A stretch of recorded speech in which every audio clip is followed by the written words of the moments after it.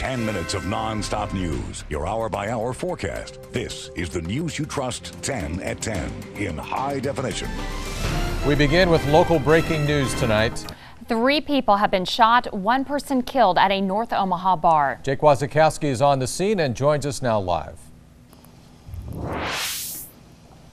The crime lab is still on scene, and we just saw an officer start searching through the parking lot as well as some of the vehicles in the parking lot and the dumpster out here as they try to piece together what exactly happened at the Spalding bar. And police tell us 3 people were shot at the bar right here on 30th and Spalding. Let's go ahead and take a look at some of the video from earlier. 1 person was pronounced dead at the scene. 2 others were taken to UNMC in critical condition, but it's unclear if their injuries are life-threatening. Police wouldn't say if anything provoked the shooting or if the victims were patrons or employees of the bar. A father whose son was murdered a few months ago feared that his other son may have been shot and killed tonight. My daughter called and said, Robert had got shot and got killed. I don't know how may be alive or what. It's rough, but my wife can't, but I can kind of. But they seem to be investigating inside over the past hour and up to about this moment. But once again, 1 person is dead and 2 others have been critically injured in a triple shooting at a bar on 30th and Spalding. Reporting live with photographer Leanne Mormon, Jake Wazikowski, Channel 6 News. And also new tonight, flames billowing from a house could be seen for blocks as a fire burned at an Omaha home tonight. And when they arrived, the firefighters, around 8:30, flames were shooting from the home, 34th and Curtis. It took crews more than 30 minutes to bring it under control. We're told that everyone inside the home safely made it out. Investigators are now trying to figure out what started the fire. A crash 2 weeks ago leaves the family at their daughter's bedside. Now tonight, hundreds of people came out to support Cassidy Collier's family. And Lauren Squires spoke with Cassie's parents. Thank you so much. The words exchanged over and over again Tuesday night. We're packed. Reservations have been booked for weeks. I'm excited for her and her family. They deserve it. They need it. As the staff at Kona Grill welcomed Cassidy Collier's family for a fundraiser. The community's been wonderful in reaching out to us and offering assistance and just caring and sharing their thoughts and prayers. And parents Dean and Penny spent the night thanking friends, family, even strangers for the support. We just can't say thanks enough for what the community's done. Since the accident, they've been by Cassidy's side, surrounded by friends and family. We just all could put ourselves in their situation, and any one of us who has kids, and Penny and Dean genuinely just would do anything to have Cassie back. And we're doing okay. We're day to day. We're doing day to day, staying positive. For Cassidy's sake. Day by day, hoping she'll improve, come out of her coma, and heal. I think she knows that we're there because I touched her leg once and she kind of moved. So that was a spark of hope. Hope that can be seen from almost any seat tonight. A community coming together. I think events like this make people want to talk and want to share stories. I think it makes them feel better. It's a special place.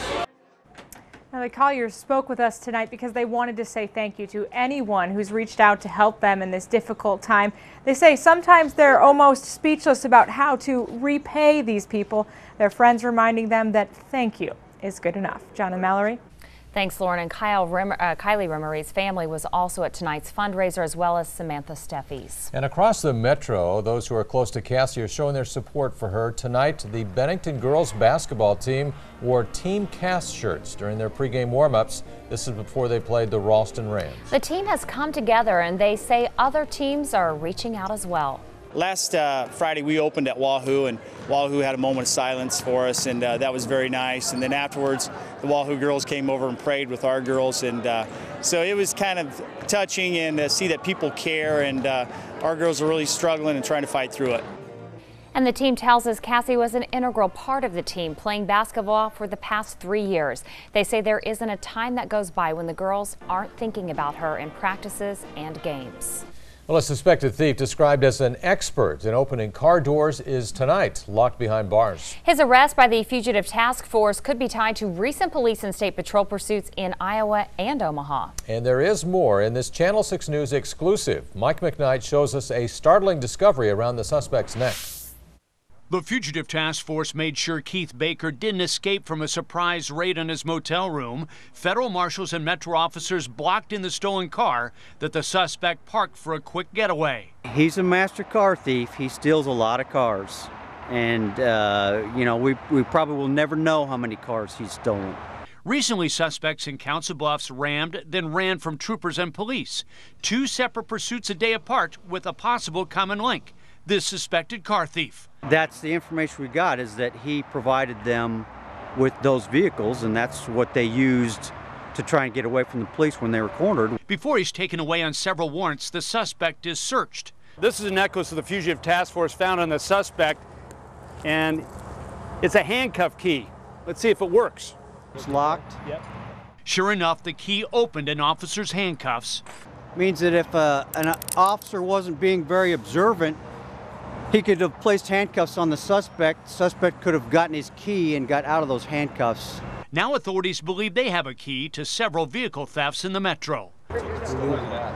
Mike McKnight, Channel 6 News. The 38-year-old suspect had another key when arrested, the one to the stolen car he had been driving. And that indicates the car owner likely left the key in the car, possibly to warm it up. Well, after more than a month, police tracked down a man wanted for murder. Early this morning, police arrested this man, 26-year-old Arthur Campos, but it wasn't without a struggle. They pulled over his car near 50th and Blondo. He ran, but police tracked him down. He faces second-degree murder charges in the death of 35-year-old Miguel Flores Rabadon on October 26. The Omaha Restaurant and Bar Association is challenging Mayor Settle's 2.5% restaurant tax. Now, tomorrow, the state Supreme Court will hear the arguments. Bar owners like Katie O'Connor consider the tax excessive and say that it's hurting business. O'Connor is used to big fights. She took the city to court over the Keno exemption on the smoking ban and eventually won. You know, this happened with the smoking ban, and the same thing happened as the judge in Omaha said, no, it stands as it is, and we took it to the Supreme Court and we won. Nick Petro tells Channel 6 News his business is off about 3 to 6% per customer. That is a cost he has to take because he refuses to raise prices. An ordinance up in front of the city council draws scrutiny from several local business owners, but Omaha police say it is needed for safety, this during the College World Series. For several blocks around the stadium, Omaha police would like to ban pedicabs or carts pulled by bicyclists to shuttle people around. They say that these cabs interrupt traffic flow and are a public safety issue. We would have attempted to put some restrictions on pedicabs and rickshaws and the like had we anticipated this problem in our pre-planning, but because it was not manifested during the Rosenblatt, it wasn't thought of. One of the suggestions is to put a limit on the number of permits allowed rather than banning all together, and then come back next year and look at how well it worked. The city council laid over the issue today. They will vote January 10th. Well, as winter moves in, the demand for space and donations grows at area shelters. Mike Sackler, executive director of the Sienna Francis House, can see the demand for beds growing each day. Federal money used to be there to help meet the needs. Now they have to make do with $60,000 less than last year. Just about 100 men slept on the floor last night. As the weather turned colder, and tonight we would expect more people coming in. Monday night, the shelter slept 450. Capacity is 340. And we can step up and help the shelter. They're always in need of supplies. Anything is welcome. Toilet paper, coats, especially blankets. And for a complete list and more ways you can help, log on to our web channel at WOWT.com and just look for the quick click button. Another way that you can help those in need, our annual food drive this Saturday will be at Midtown Crossing between 10 a.m. and noon. And we are collecting non-perishable food donations for the St. Vincent de Paul Food Bank. And we'll be out there loading the truck no matter what the forecast is. And lately it hasn't been very pretty. No, it hasn't. But I'll tell you, the weekend doesn't look too bad. We'll see the extended forecast coming up in the main weather segment. But right now. The weekend doesn't look too bad. Let's take a look at current temperatures now this evening. That's a different story. We're at 9 degrees here in the metro, 7 in Lincoln. I expect these temperatures to bottom out here over the next 2 or 3 hours and then begin rising or at least hold steady for the balance of the night. The forecast as we move toward daybreak, temperatures should be right around 10 degrees and then climbing by lunchtime up to 26. Tomorrow's high right around freezing. So we're going to warm things up a little bit with a high of 32. We'll take a closer look at that weekend forecast. That's coming up. Mallory, John. All right. Thanks so much, Jim. Well, Lincoln's new Haymarket Arena has a new name. And it's called Pinnacle Bank Arena. The announcement made this morning. Pinnacle Bank paid $11.25 million for the naming rights for and to be the exclusive sponsor for 25 years. They'll also pay $20,000 each year for hosting the state high school volleyball, basketball, or wrestling finals. Will also be home of Husker basketball. The new Pinnacle Bank Arena is scheduled to open in the fall of 2013. Well, he was caught by police driving on the wrong side of the road. He was arrested for drunk driving. And tonight, that same suspect says he will step down as head of the Federal Aviation Administration. Randy Babbitt said in a statement today that he doesn't allow anything to cast a shadow on the work of his colleagues at the FAA. Babbitt is 65 years old. He was arrested Saturday night. Well, tonight we are learning more about a record settlement. It is for the victims and their families in last year's mining disaster in West Virginia. 29 men were killed in the Massey Energy mining accident in April of 2010. Today, the new owners, Alpha Natural Resources, agreed to pay $210 million to victims' families and to improve underground safety. Under the deal, the company will not be charged with any crimes as long as it abides by the settlement. It is sentencing day tomorrow for the former governor of Illinois. Rod Blagojevich was found guilty on 18 counts of corruption. He says he now accepts the fact his actions were criminal. The attorneys for Blagojevich are pushing for a probation, saying that he was acting on bad advice. Prosecutors say he is a clever criminal. The recommended sentence is 15 to 20 years. Well, tomorrow marks the 70th anniversary of Pearl Harbor. And tonight we're looking ahead to how those soldiers will be honored. More than 2,000 American servicemen died during the bombing raid. Ceremonies will be going on all day Wednesday to commemorate the 1941 Japanese attack on the U.S. naval base. That attack drew the U.S. into World War II.